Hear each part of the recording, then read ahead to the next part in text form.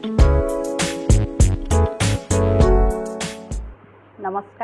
দ্বাদশ শ্ৰেণীৰ সকলো ছাত্ৰ ছাত্ৰীলৈ মৰম আৰু শুভেচ্ছা জনাই আজি ভিডিঅ' আৰম্ভ কৰিছোঁ। আজি মই ভাৰতীয় আদৰ্শত বৈৰাগ্য এই পাঠটোৰ কিছু তোমালোকক বুজাই দিবলৈ অকণমান চেষ্টা কৰিম বুলি আগবাঢ়িছোঁ আৰু আশা কৰিছোঁ ভিডিঅ'টোৰ পৰা তোমালোক উপকৃত হ'বা। ভিডিঅ'টো ভাল লাগিলে এটা লাইক শ্বেয়াৰ আৰু কমেণ্ট কৰিবলৈ নাপাহৰিবা।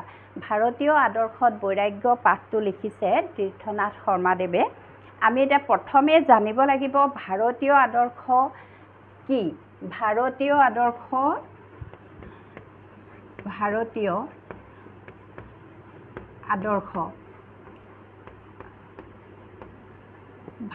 আদৰ্শনো কি। আমি তোমালোকে সকলোৱে জানা ভাৰতবৰ্ষ এখন ঋষি মুনিৰ দেশ, তপস্বী সাধকৰ দেশ। বিভিন্ন সময়ত বিভিন্ন মহাপুৰুষে জন্মগ্ৰহণ কৰি বিভিন্ন আমাক জীৱন ধাৰণ প্ৰণালীৰ বিষয়ে বিভিন্ন ধৰণৰ সৎ উপদেশ সৎ বাণী প্ৰচাৰ কৰি গৈছে আৰু প্ৰধানকৈ আমাৰ ধৰ্মগ্ৰন্থসমূহ গীতা, ভাগৱত, বেদ উপনিষদ,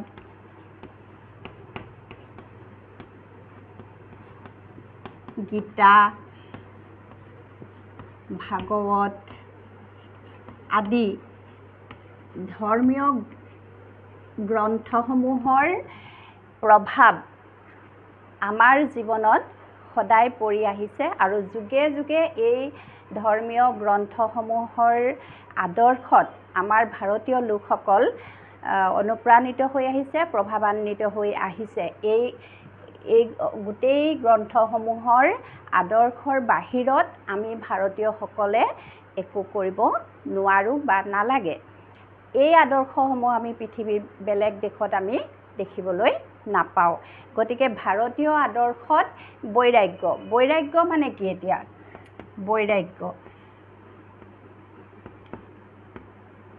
বৈৰাগ্য শব্দটোৰ অৰ্থ হৈছে আমি কেৱল সাংসাৰিক সুখ ভোগতে মত্ত নাথাকি ঈশ্বৰ চিন্তাত নিমগ্ন হ'ব লাগে।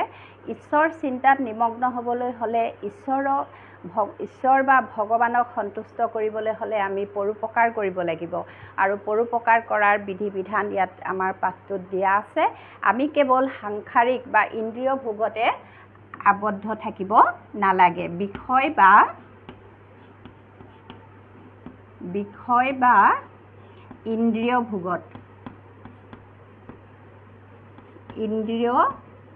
ভোগত অনাসক্ত হৈ থকা, আসক্ত হৈ নথকা। অনাসক্ত বৈৰাগ্য মানে এতিয়া বুজি পালা।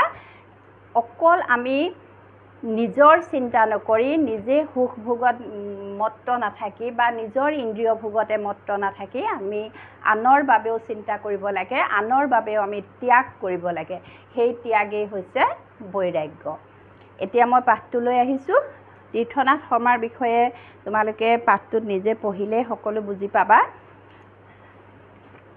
মূল পাঠটোলৈ আহিছোঁ। মই আটাইবোৰ বাক্য মই পঢ়ি নাযাওঁ, ভিডিঅ'টো বহুত দীঘলীয়া হ'বগৈ। গতিকে মূল কথাখিনি তোমালোকক মই বুজাবলৈ চেষ্টা কৰিম। ভাৰতীয় আদৰ্শত ত্যাগ আৰু বৈৰাগ্যৰ স্থান অতি উচ্চ, কিন্তু এই ত্যাগ নোহোৱাৰ নালাগে বোলা ত্যাগ আৰু নোপোৱাৰ অসন্তোষত উপজা বৈৰাগ্য নহয়। প্ৰকৃততে ত্যাগ বা বৈৰাগ্য এটা বিশেষ মনোধৰ্ম। ত্যাগ বা বৈৰাগ্য এটা কি? মনোধৰ্ম। মানুহৰ মানসিক অৱস্থাৰ ওপৰত নিৰ্ভৰ কৰে। তাৰপিছত আছে মূল কথা এটা, থাকিও সংযতভাৱে ভোগ কৰা আৰু সংবিভাজনৰ দ্বাৰা সমৃদ্ধিৰ সদ্গতি ঘটোৱাহে প্ৰকৃত ত্যাগ। আমি এতিয়া বৈৰাগ্য মানে বুজি পালোঁ, ত্যাগ কৰিব লাগে। আমি কেৱল নিজৰ ইন্দ্ৰিয় ভোগত বা নিজৰ বিষয় বাসনাৰ নিজৰ ভোগতে, নিজৰ সুখ ভোগতে ব্যস্ত নাথাকি আমি আনৰ বাবেও ত্যাগ কৰিব লাগে, আনৰ বাবেও চিন্তা কৰিব লাগে। সেই ত্যাগ এতিয়া আমি কেনেকৈ কৰিব লাগিব? আমি সংযতভাৱে ভোগ কৰিব লাগিব। আমি যিখিনি উপাৰ্জন কৰিছোঁ সেই উপাৰ্জনখিনি আমি গোটেইখিনি কেৱল নিজৰ সুখ ভোগতে ব্যয় নকৰি আমি আনৰ বাবেও কিছু পৰিমাণে সঞ্চয় কৰিব লাগিব, ৰাখিব লাগিব, আনক বিলাব লাগিব। সংবিভাজন মানে আনকো আমি বিলাই দিব লাগিব। সেইটোহে আমাৰ প্ৰকৃত ত্যাগ। পালেও নিৰাসক্ত হৈ থকাতহে প্ৰকৃত বৈৰাগ্য। প্ৰকৃত বৈৰাগ্য আমি কেনেকৈ পাম? পালেও আমি সংসাৰত এতিয়া সকলোৱে সমানে নাপায়, নহয় জানো? সকলোৱে সমানে সুখ ভোগ কৰিবলৈ পোৱা নাই, সকলোৰে সমানে ধন সম্পত্তি অৰ্জন কৰিব পৰা নাই। যিসকলে পাৰিছে, যিসকলৰ আছে, সেইসকলে তেনেকৈ সংবিভাজন বা বিলাই আনক নথকাখিনিকো বিলাই দিব পৰাতহে প্ৰকৃত বৈৰাগ্য। তাৰপিছত দিছে ভাৰতীয় আদৰ্শত গৃহস্থী জীৱনৰ কৰ্তব্য সম্পাদন কৰি উঠাৰ পিছতহে বানপ্ৰস্থ আৰু সন্ন্যাসৰ বিধান দিয়া হৈছে। ভাৰতীয় আদৰ্শত, আমাৰ ভাৰতীয় গ্ৰন্থসমূহত আমাৰ জীৱনটোক, মানুহৰ জীৱনটোক চাৰিটা মূল ভাগত ভাগ কৰিছে। সেইকেইটা হৈছে, সেইকেইটাক আশ্ৰম বুলি কোৱা হয়, আৰু সেইকেইটা হৈছে ব্ৰহ্মচৰ্য, গাৰ্হস্থ্য, বানপ্ৰস্থ আৰু সন্ন্যাস। এই চাৰিটা আশ্ৰমৰে বিধি বিধান, কোনটো আশ্ৰমত বা কোনটো সময়ত আমি কোনটো ষ্টেজত, কোনটো অৱস্থাত আমি কি কি কৰিব লাগে, সেইখিনি বিধান আমাক সুন্দৰকৈ আমাৰ গ্ৰন্থসমূহত দিয়া আছে। ভাৰতীয় সংস্কৃতিৰ মূলাধাৰ হ'ল বেদ, মানে মূলাধাৰ মানে মূল আধাৰ। ভাৰতীয় সংস্কৃতিৰ মূল আধাৰ কি হৈছে? বেদ। বেদৰ বাণীৰ ওপৰতে আমাৰ ভাৰতীয় সংস্কৃতি গঢ় লৈছে। ঋকবেদৰ মন্ত্ৰবিলাকত আৰু ঋষিসকলৰ প্ৰাৰ্থনাত এটা উজ্জ্বল সমৃদ্ধিময় জীৱনৰ কাৰণে এখন সমাজৰ প্ৰবল ধাউতিৰ পৰিচয় পোৱা যায়। উপনিষদৰ আধ্যাত্মিক শিখৰতো আমি সেই একেধৰণৰ জীৱন আদৰ্শৰ নিৰ্দেশ দেখোঁ। গতিকে বেদ, উপনিষদ আদি ধৰ্মগ্ৰন্থসমূহে আমাক জীৱন ধাৰণৰ প্ৰণালীৰ বিষয়ে যি জ্ঞান দি গৈছে, সেই জ্ঞান বা আদৰ্শৰ দ্বাৰা আমি ভাৰতীয়সকল পৰিচালিত হৈ আহিছোঁ। তাৰপিছত আহিছোঁ মই উপনিষদৰ যুগত শিক্ষা সাংকৰি গাৰ্হস্থ্য জীৱনত প্ৰৱেশ কৰিবলৈ উলটিব খোজা বিদ্যাৰ্থীক গুৰুৱে এইদৰে উপদেশ দিছিল। বানপ্ৰস্থত শিক্ষা লাভ, নহয় জানো? বানপ্ৰস্থ যুগত বা বানপ্ৰস্থ সেই সময়ছোৱাত, বানপ্ৰস্থৰ সময়ছোৱাত মানুহে শিক্ষা লাভ কৰে, গুৰুৰ আশ্ৰমত থাকি শিক্ষা লাভ কৰিছিল। আৰু সেই সেই শিক্ষা শেষ কৰাৰ পিছত যি শিক্ষাৰ্থীসকল যেতিয়া ঘৰলৈ উলটিব খোজে, আশ্ৰমৰ পৰা ঘৰলৈ যাব খোজে, সেই বিদ্যাৰ্থীসকলক গুৰুৱে কি বুলি উপদেশ দিছিল? সত্য ক'বা, ধৰ্ম আচৰণ কৰিবা, সত্য সদায় সঁচাত থাকিব লাগিব, আৰু ধৰ্ম মানি চলিব লাগিব। দৈনন্দিন অধ্যয়নৰ পৰা বিচ্যুত নহ'বা, মানে সদায় দৈনন্দিন অধ্যয়ন কৰিব লাগিব। আচাৰ্যক অভীষ্ট দক্ষিণা দি গৃহস্থাশ্ৰমত প্ৰৱেশ কৰি বংশধাৰা অক্ষুণ্ণ ৰাখিবা। আচাৰ্যক অভীষ্ট দক্ষিণা দি, গুৰু দক্ষিণা দি গৃহস্থাশ্ৰমত প্ৰৱেশ কৰিবলৈ কৈছে, আৰু বংশধাৰা অক্ষুণ্ণ ৰাখিবলৈ কৈছে। গৃহস্থাশ্ৰমত প্ৰৱেশ কৰাৰ লগে লগে সাংসাৰিক হোৱা, বিয়া বাৰু পাতি সংসাৰ আৰম্ভ কৰা, আৰু বংশৰ সতি সন্ততি বা ল'ৰা ছোৱালী জন্ম দি সেই বংশৰ ধাৰাটো অব্যাহত ৰাখিবা। সত্যৰ পৰা বিচ্যুত নহ'বা, সত্যৰ পৰা কেতিয়াও বিচলিত নহ'বা। ধৰ্মৰ অৰ্থাৎ কল্যাণৰ পথৰ পৰা বিচ্যুত নহ'বা, আনৰ কল্যাণৰ কাৰণে কেতিয়াও নিজক আঁতৰাই নানিবা। নিজৰ মংগলৰ কাৰণে কৰণীয় কামৰ পৰা আঁতৰি নাথাকিবা। ধন সম্পত্তি সংগ্ৰহ ৰূপ মংগলজনক কাৰ্য কৰিবা, কিন্তু ধৰ্ম পথৰ পৰা বিচ্যুত নোহোৱাকৈ থাকিবা। ধন সম্পত্তি অৰ্জন কৰিব লাগিবই, কিন্তু ধন সম্পত্তি অৰ্জন কৰিবলৈ যাওঁতে কেতিয়াও ধৰ্ম পথৰ পৰা বিচ্যুত হ'ব নালাগিব। দেৱকাৰ্য আৰু পিতৃকাৰ্য বিষয়ত কেতিয়াও প্ৰমাদগ্ৰস্ত নহবা। দেৱকাৰ্য পিতৃকাৰ্য সেইখিনি আমি সুচাৰুৰূপে কৰি যাব লাগিব। মাতৃক দেৱতাৰ দৰে মানিবা, পিতৃক দেৱতাৰ দৰে মানিবা, আচাৰ্যক দেৱতাৰ দৰে মানিবা, মান্য কৰিবা। এতিয়া পিতৃ মাতৃ আৰু আচাৰ্য গুৰু সেইসকলক দেৱতাৰ দৰে মানিবলৈ কৈছে বা দেৱতুল্য বুলি ধৰি ল'বলৈ কৈছে। যিবোৰ অনিন্দনীয় কাম সেইবোৰ কৰিবা, মানে যিবোৰ নিন্দাৰ কাম সেইবোৰ নকৰিবা, যিবোৰ অনিন্দনীয় কাম সেইবোৰহে কৰিবা।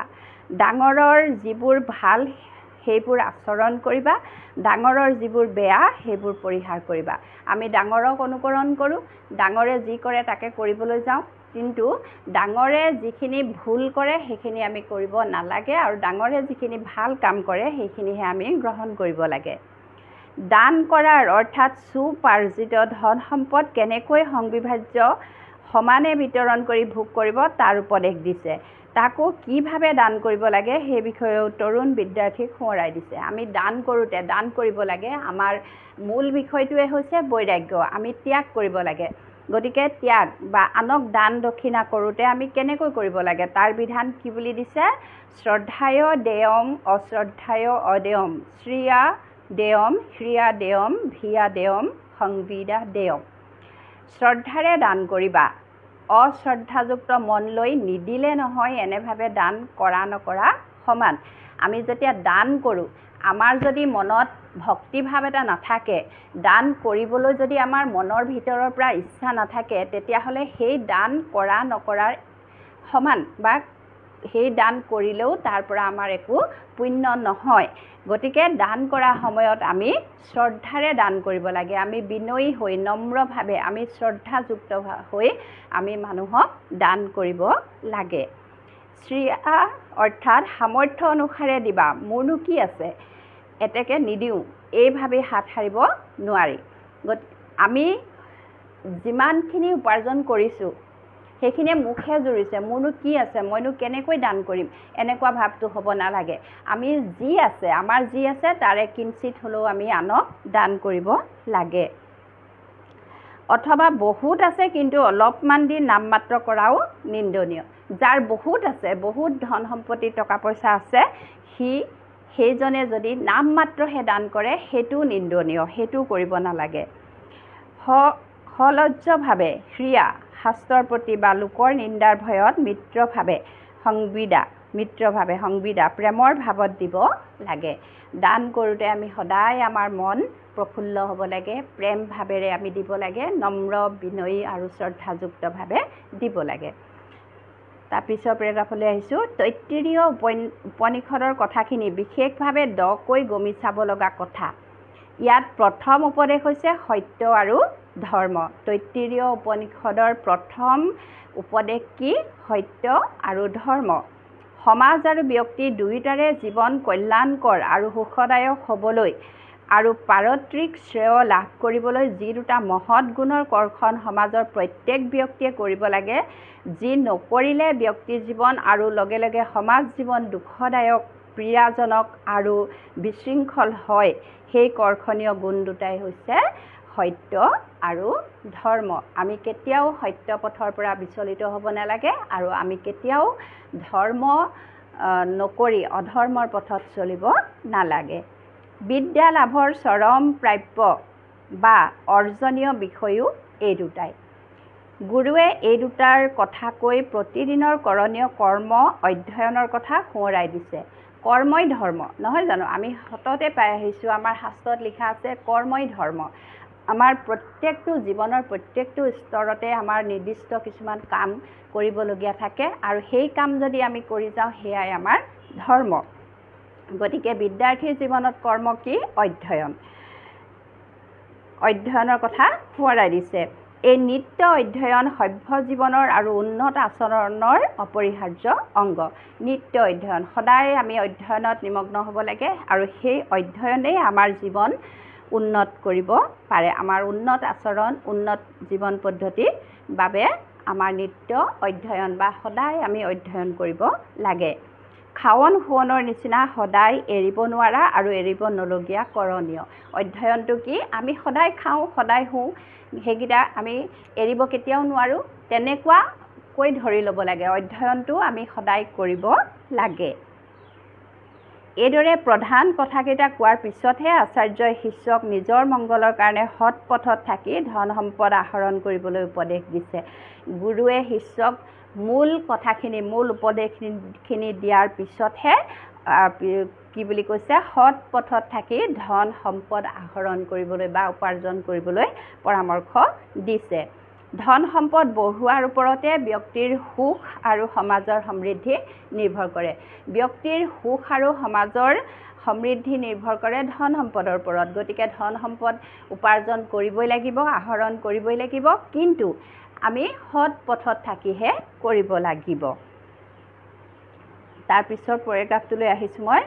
ব্যক্তিৰ দায়িত্বৰ পৰিধি ক্ৰমাৎ আপোনাৰ পৰা পৰিয়াল, পৰিয়ালৰ পৰা সমাজ, এই তিনিটাৰ কথা সোঁৱৰাই দিছে গুৰুৱে। আৰু তিনিটা কি কথা সোঁৱৰাই দিছে? যে ব্যক্তিৰ দায়িত্ব কেৱল নিজৰ সুখ ভোগৰ বা নিজৰ উন্নতিৰ কাৰণে নহয়, পৰিয়ালৰ কথাও ভাবিব লাগিব আৰু সমাজৰ কথাও ভাবিব লাগিব। মাতৃ দেৱো ভৱ, আচাৰ্য দেৱো ভৱ আৰু অতিথি দেৱো ভৱ। পিতৃ মাতৃয়ে পৰিয়ালৰ দায়িত্ব, আচাৰ্য আৰু অতিথিয়ে সমাজৰ দায়িত্বৰ কথা সূচায়। ইয়াত পৰিয়াল মানে পিতৃ মাতৃৰ দায়িত্ব বুজাইছে, আচাৰ্য আৰু অতিথিয়ে সমাজৰ দায়িত্বৰ কথা বুজাইছে। সংসাৰত প্ৰৱেশ কৰিব খোজা যুৱকে বুজা উচিত যে তেওঁ নিজৰ কাৰণে ডাঙৰ হোৱা নাই, নিজৰ কাৰণেই ধন সম্পদ অৰ্জন কৰাৰ উপদেশ পোৱা নাই। এতিয়া কি বুলি কৈছে? আমাৰ সংসাৰত যিসকল বিদ্যাৰ্থীয়ে গুৰুৰ আশ্ৰমত শিক্ষা সাং কৰি সংসাৰত প্ৰৱেশ কৰিবলৈ আহে, সেইসকলে বুজি পোৱা উচিত যে তেওঁ নিজৰ কাৰণেই জনমটো পোৱা নাই। মানুহৰ জনমটো তেওঁ কেৱল নিজৰ কাৰণেই পোৱা নাই বা নিজৰ কাৰণেই তেওঁ ডাঙৰ হোৱা নাই। তেওঁৰ দায়িত্ব বহুত আছে, তেওঁ পৰিয়ালৰ প্ৰতি দায়িত্ব আছে, সমাজৰ প্ৰতি দায়িত্ব আছে।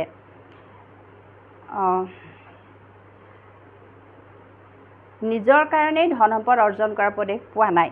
নিজৰ কাৰণেও হয়, পৰিয়ালবৰ্গৰ কাৰণেও হয়, কিন্তু আচাৰ্য আৰু অতিথিয়ে প্ৰতিনিধিত্ব কৰা সমাজখনৰ কাৰণেও তেওঁ অৰ্পিত কৰিব লাগে।